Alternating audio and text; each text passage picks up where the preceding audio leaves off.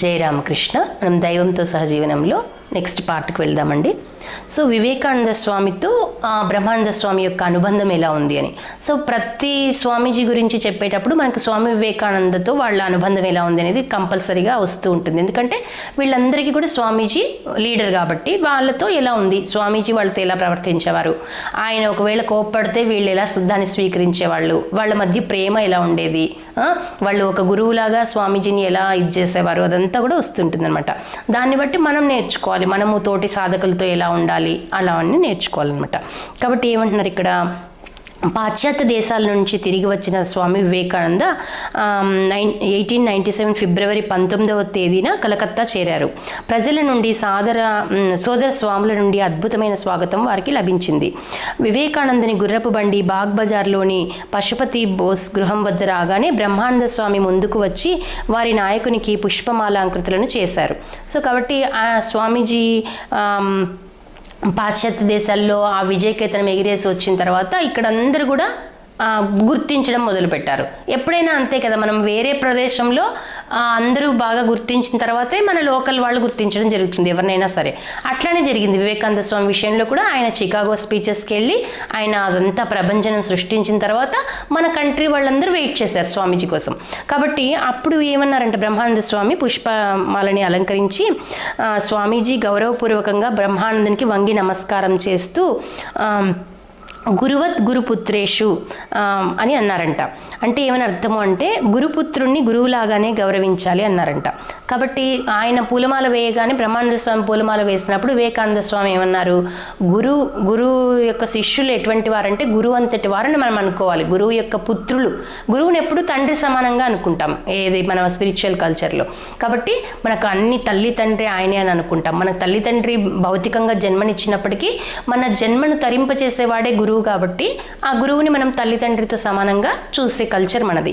కాబట్టి గురువు యొక్క పుత్రుడు అంటే ఎవరు, ఒక శిష్యుడు ఇంకొక శిష్యునికి గురువులాగానే చూడాలి అని అంటున్నారు. గురువుతో సమానంగా చూడాలి గురువు యొక్క శిష్యుణ్ణి అంటున్నారు. కాబట్టి మనం కూడా ఇప్పుడు దీక్ష తీసుకున్నాం అనుకోండి ఒక గురువు దగ్గర, అదే గురువు దగ్గర ఇంకొక ఎవరైనా దీక్ష తీసుకున్న వాళ్ళు మనకు సాధకులు తగిలారంటే వాళ్ళని ఎంతగా గౌరవించాలి అని చెప్తున్నారంటే గురువుని ఎంత గౌరవిస్తామో వీళ్ళని కూడా అంతే గౌరవించాలి అంటున్నారు అనమాట.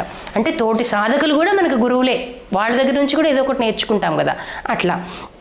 కాబట్టి గురుపుత్రుణ్ణి గురువులాగానే గౌరవించాలి అన్నారు. వెంటనే బ్రహ్మానంద స్వామి తాను కూడా వంగి వందనం చేస్తూ జ్యేష్ఠ భ్రాత పితృ సమహ అన్నారు. అంటే ఇప్పుడు ఈయన అందరికంటే పెద్ద కదా వివేకానంద స్వామి, పెద్ద అంటే ఏజ్లో కాకపోయినా వాళ్ళందరికీ నాయకుడు కాబట్టి జ్యేష్ఠ భ్రాత పితృ సమహ అన్నారు. అంటే జ్యేష్ఠ సోదరుడు తండ్రి వంటి వాడు అని. అంతే కదా మన కల్చర్లో పెద్ద కొడుకున్నాడు అనుకోండి ఇంట్లో, తండ్రి తర్వాత తండ్రి అంతటి వాడు అని అంటారు కదా. ఇప్పుడు ఒకవేళ తండ్రి ఏమైనా యాక్సిడెంటల్గా ఏదైనా కూడా ఆ తండ్రి యొక్క బాధ్యత అంతా, ఆ కుటుంబ బాధ్యత అంతా పెద్ద కొడుకు మోస్తాడు కాబట్టి ఆ పెద్ద కొడుకుకి అంత విలువ ఉంటుంది కదా. కాబట్టి అలా అన్నారంట. అట్లా వీళ్ళిద్దరూ పరస్పరము గౌరవించుకున్నారనమాట. అప్పుడు స్వామీజీ తాను పాశ్చాత్య దేశాల్లో భారత దేశాభివృద్ధికై సముపార్జించిన ధనాన్నంతా బ్రహ్మానంద స్వామికి ఇచ్చివేసి ఇప్పుడు నేను విముక్తుడినయ్యాను, పవిత్రమైన బాధ్యతను సరియైన వ్యక్తికి ఇచ్చేశాను అని అన్నారంట. స్వామీజీ ఎందుకు వెళ్ళారు చికాగో స్పీచెస్ అక్కడంతా ఎందుకు వెళ్ళారు అన్ని దేశాలకి అంటే మన భారతదేశం యొక్క పేదరికాన్ని నిర్మూలించడానికి మరియు రామకృష్ణ మిషన్ సంస్థల్ని స్థాపించడానికి కావలసిన ధనాన్ని సేకరించాలని వెళ్ళారనమాట. ఆయన చాలామంది ఫాలోయర్స్ అక్కడ అయ్యారు స్వామీజీకి, అదంతా మన తర్వాత చూద్దాం. కాబట్టి ఆయన మొత్తం ధనమంతా తీసుకొచ్చి ఎవరికి ఇచ్చారు, బ్రహ్మానంద స్వామికి ఇచ్చేసారంట. బ్రహ్మానంద స్వామి ఎందుకు ఇచ్చారు, ఆయన ఎందుకు అంత నమ్మారు అంటే చాలా ప్రాక్టికల్ మనిషి అంటే బ్రహ్మానంద స్వామి.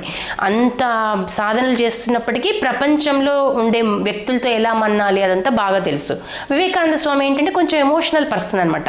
ఇప్పుడు అనుకోకుండా ప్లేగు వ్యాధి, కలరా ఇలాంటివి వచ్చినప్పుడు ఏం చేసేసేవారు స్వామీజీ, ఇలా కలెక్ట్ చేసిన ధనాన్ని అంతా కూడా ఇంకా అప్పటికి రామకృష్ణ మిషన్ ఇంకా స్థాపించలేదు, బిల్డింగ్ ఇంకా కడదామని అనుకుంటున్నారు.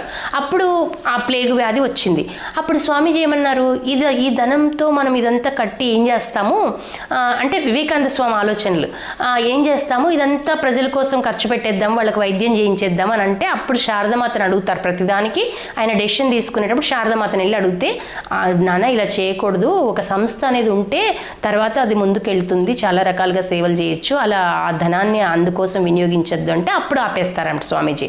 అట్లా స్వామీజీ ఏంటి, వివేకానంద స్వామి కొంచెం ఎమోషనల్గా వెళ్ళిపోతారు ఏదైనా డెసిషన్ మేకింగ్లో. దాన్ని కరెక్ట్ చేయడానికి బ్రహ్మానంద స్వామి సహకరిస్తారు కాబట్టి బ్రహ్మానంద స్వామికి ఇచ్చేస్తారు, నాకు సంబంధం లేదు ఈ ధనంతో అని చెప్పేసి. వాళ్ళు ఎక్కువ మంది ఇలాగే అనమాట, ధనంతో అసలు ఎప్పుడు సంబంధం పెట్టుకోలేదు. ఈవెన్ రామకృష్ణుల వారైతే అసలు ధనాన్ని ముట్టుకోలేదండి, జీవితం మొత్తం ధనాన్ని ముట్టుకోలేదు. ఎప్పుడైనా వివేకానంద స్వామి వీళ్ళు నిజంగా ఇటువంటి వ్యక్తి అని ఒకసారి ఆయన బెడ్ కింద కొన్ని రూపాయలు పెడతాడు. పెట్టినప్పుడు రామకృష్ణ పరమహంస దాని మీద కూర్చుంటే ఆయనకి చేతులు వంకర్లు పోతాయంట. అప్పుడు నవ్వుతారు రామకృష్ణ వారు, ఇలా టెస్ట్ చేసావు కదా నువ్వు అని నవ్వుతారంట. ఆయనకి ధనము ముట్టుకుంటే చేతులు వంక, అంటే వాళ్ళకి అంత స్థితిలో ఉన్నారనమాట. వాళ్ళు ఏది కూడా వాళ్ళకి ఆశించలేదు. అంటే ఆయన ఎట్లా చేసేవాడంటే రామకృష్ణ వారు, ₹1 మట్టి 2 ఈక్వల్ అన్నట్టుగా ₹1 ఇలా మట్టి అలా ఈ గంగలోకి విసిరేసేవారంట. మట్టి ₹2 2 ఈక్వల్ అన్నట్టుగా. అంటే వాళ్ళ సాధనలు ఎలా ఉన్నాయనేది మనం అర్థం చేసుకోవాలన్నమాట. కాబట్టి తర్వాత ఏమైంది, బ్రహ్మానంద స్వామితోనూ ఇతరులతోనూ కలిసి వివేకానంద స్వామి విశ్రాంతి కోసము రామకృష్ణ సంస్థ భావి ప్రణాళిక గురించి దర్శించడానికి డార్జిలింగ్ వెళ్ళారు. కాబట్టి ఆయన మొత్తం తిరిగి వచ్చారు కాబట్టి కొంచెం రెస్ట్ తీసుకోవడము మరియు ఈ రామకృష్ణ మిషన్ని ఎలా స్థాపించాలి ఏంటి అవన్నీ ప్రణాళిక వేయడానికి వెళ్ళారంట డార్జిలింగ్కి. మే 1వ తేదీ 1897లో వివేకానంద, బ్రహ్మానంద, ఇతర శిష్యులు, రామకృష్ణ మఠం భక్తులు కలకత్తాలోని బలరాం బోసు గృహంలో సమావేశమై శ్రీ రామకృష్ణ మిషన్ సేవా సంస్థను ప్రారంభించారు. కాబట్టి అప్పుడు మే 1వ తేదీ అనమాట 1897లో వాళ్ళు ఒక చిన్న గృహంలో స్టార్ట్ చేస్తారు. అది వివేకానందుడు సర్వాధ్యక్షునిగాను, బ్రహ్మానందుడు కలకత్తా కేంద్ర అధ్యక్షునిగాను సంస్థ ప్రారంభించబడింది. కాబట్టి ఈయన మొత్తం అంతటికీ వివేకానంద స్వామి హెడ్ అయితే కలకత్తాలోని ఈ బేలూరు మఠం కదా ఉండేది, అదే మెయిన్ హెడ్ అనమాట. మొత్తం అన్ని స్టేట్స్లో ఉన్న వాటికైతేనేమి, మొత్తం మిగతా కంట్రీస్లో ఉన్న వాటి అందరికీ కూడా అక్కడ మెయిన్ స్వామీజీలు ఉంటారు. సో వాళ్ళు ఇలా చెప్తే మిగతా సంస్థలన్నీ అలా వెళ్తూ ఉండాలన్నమాట. అది ఒక పద్ధతిగా ఉంటుంది. కాబట్టి ఏమంటున్నారు, బ్రహ్మానంద స్వామికి ఆ బాధ్యత ఇచ్చారంట. తర్వాత ఏమైంది, ఈ సంస్థకు నాయకుడు వివేకానంద స్వామి. బ్రహ్మానంద స్వామి వివేకానంద స్వామికి సన్నిహితుడు, స్నేహితుడు, శ్రేయోభిలాషి, మార్గదర్శకుడు. అల్లం బజారు మఠ నిర్వహణ కార్యక్రమాలు, రామకృష్ణ మిషన్ సేవా కార్యక్రమాలు స్వామీజీ ప్రణాళిక ప్రకారం బ్రహ్మానంద స్వామి నిర్వహించారు. సో ప్రణాళిక మొత్తం వివేకానంద స్వామి ఇచ్చేవారనమాట, ప్లాన్ మొత్తం. ఈయన మొత్తం ఎగ్జిక్యూషన్ అంతా కూడా ఈయన చేసేవారు. బ్రహ్మానంద స్వామి ఆచరణాత్మకంగా ఉండి అద్భుతమైన లౌకిక పరిజ్ఞానం కలిగి ఉండేవారు. కాబట్టి స్వామీజీలు కొంతమంది చెప్తుంటారు, మేము సన్యాసులు అని చెప్పేసి లౌకికమైనటువంటి విషయాలు తెలియదు అని ప్రవర్తించడానికి లేదని యోగ వాసిష్టంలో కూడా చెప్తారు. నువ్వు సన్యాసి అయినంత మాత్రాన నీకు లౌకికంలో ఎలా ప్రవర్తించాలో కూడా తెలిసి ఉండాలని చెప్తారనమాట.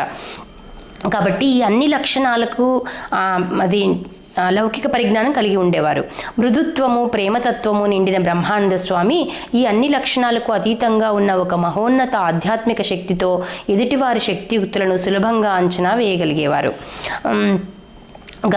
గంగా తీరాన మఠం కోసం స్థలం కొనబడింది.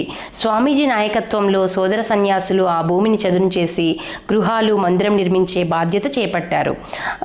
స్వామీజీ శ్రీరామకృష్ణ అస్థికలను బేలూరు మఠ గర్భ మందిరాన ప్రతిష్ఠ చేశారు. బ్రహ్మానంద స్వామి జమా ఖర్చులు చూడటం, పశువులశాల నిర్వహణ, మఠ కార్యక్రమాల నిర్వహణ చూసుకుంటూ కొత్తగా చేరిన బ్రహ్మచారులకు ఆధ్యాత్మిక ఉపదేశాలు ఇచ్చేవారు. అంటే వీళ్ళు మనం గమనిస్తే ఏమవుతుందంటే, మనం ఏమనుకుంటాము, మన ఇంట్లో సాధన చేసుకోవాలంటే మాకు చాలా పనులు ఉంటాయండి, చాలా డిస్టర్బెన్స్ ఉంటుంది, ఇలా ఫీల్ అవుతాం మనం.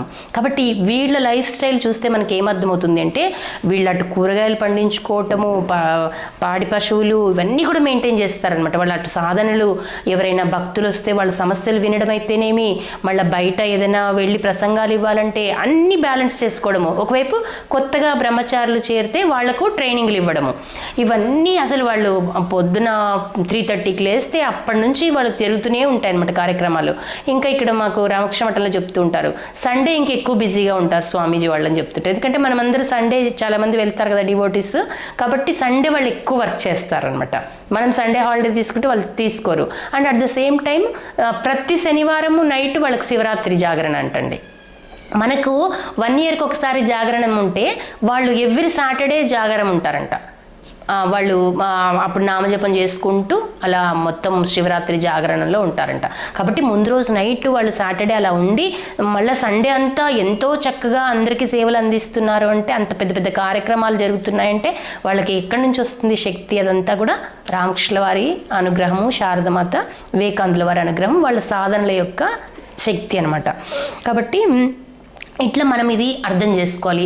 మనము ఇంట్లో ఉన్నా మనము సాకులు చెప్పేసి సాధన మానేస్తుంటాము, అది కాదనమాట. మనము అన్ని బ్యాలెన్స్ చేసుకుంటూ, ఇంటి పనులు అయితేనేమి, ఉద్యోగ వ్యాపారాలు అన్ని బ్యాలెన్స్ చేసుకుంటూ మన సాధనకంటూ ప్రత్యేకమైనటువంటి సమయాన్ని కేటాయించుకోగలిగితే కొంచెం నిదానంగా ముందుకెళ్తాం. అడ్డంకులు వస్తున్నప్పటికీ సాధనలో మెల్లమెల్లగా కుటుంబంలో ఉన్నటువంటి వ్యక్తులు సహకరించడం అయితేనేమి, మన చుట్టుపక్కల పరిస్థితులు సహకరించడం అయితేనేమి, అన్నీ అవే సర్దుబాటు అయిపోతాయి.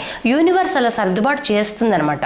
కాకపోతే మనకు ఆ నమ్మకము, ఆ శరణాగతి, ఆ వ్యాకులత, భగవంతుని తెలుసుకోవాలి, ఈ జీవితంలో నేను తరించాలి అనేటువంటి కోరిక మనకు ఉండాలి. అప్పుడే మనకి ఇవన్నీ జరుగుతాయి అనమాట. సో సర్వం శ్రీరామకృష్ణార్పణమస్తు. లోకా సమస్త సుఖినో భవంతు. జై రామకృష్ణ.